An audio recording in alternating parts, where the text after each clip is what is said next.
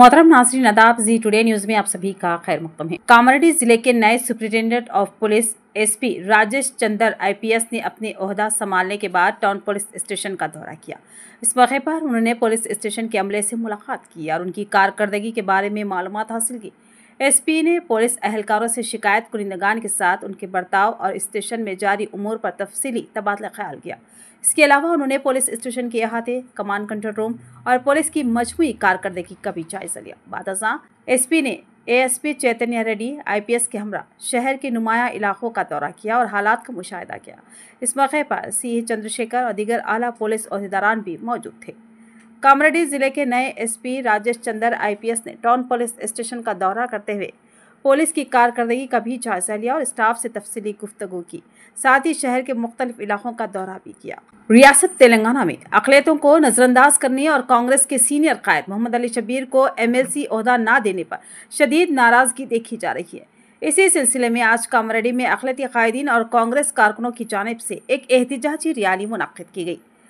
मुजाहिरीन ने हाथों में प्ले कार्ड थामकर कामारेड्डी इंदिरा गांधी चौराहे पर धरना मुनज़्ज़म किया और पार्टी हाईकमान से इंसाफ का मुतालबा किया। नाराज कायदीन ने बताया कि मोहम्मद अली शब्बीर ने हमेशा तेलंगाना में अक़लियतों को कांग्रेस के साथ जोड़े रखा, मगर अब उन्हें नज़रअंदाज किया जा रहा है, जो कि नाइंसाफ़ी है।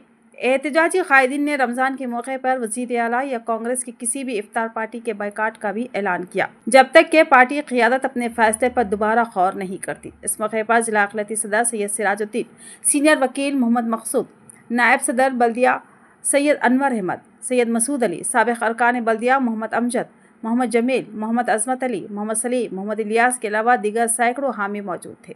कामारेड्डी से सैयद कौसर अली।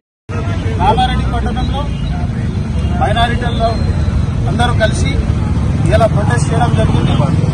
ఎందుకంటే నిన్న వచ్చినటువంటి పరిణామం ఎమ్మెల్సీ లిస్టులో ఏ ఒక్కరికి కూడా మైనారిటీ కేటాయించకపోవడం చాలా బాధాకరమైన విషయము.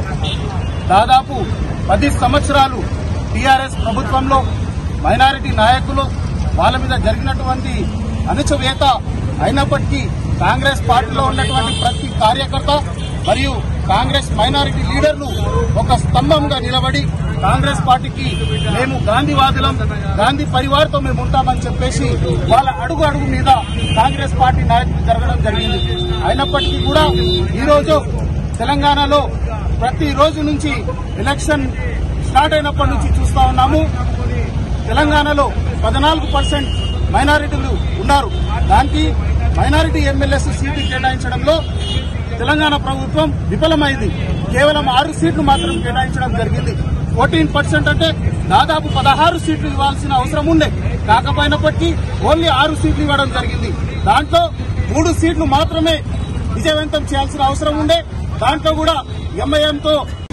ఇలాంటి విషయాలన్నీ కాంగ్రెస్ ప్రభుత్వం హైకమాండ్ దృష్టిలో పెట్టుకుని కాంగ్రెస్ పార్టీ తెలంగాణలో ఇచ్చినటువంటి మంచి అవకాశాన్ని తెలంగాణలో మైనారిటీస్ అందరూ కలిసి తెలంగాణలో కాంగ్రెస్ పార్టీని విజయం వైపు తీసుకెళ్లినప్పుడు ఇలాంటి సమయంలో తెలంగాణ ప్రభుత్వానికి అవసరం ఉండే ఒక ఎమ్మెల్సీ కేటాయించి వాళ్ళకు మినిస్ట్రీ పదవి ఇవ్వాల్సిన అవసరం ఉంది.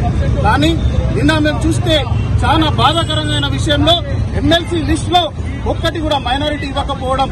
కాబట్టి మేము ఇవాళందరం మైనారిటీస్ డిస్ట్రిక్ట్ వైడ్ నుంచి ఒక కీలక పాత్ర పోషిస్తాము. మేము డిస్ట్రిక్ట్ వైడ్ మీటింగ్స్ కండక్ట్ చేస్తాము.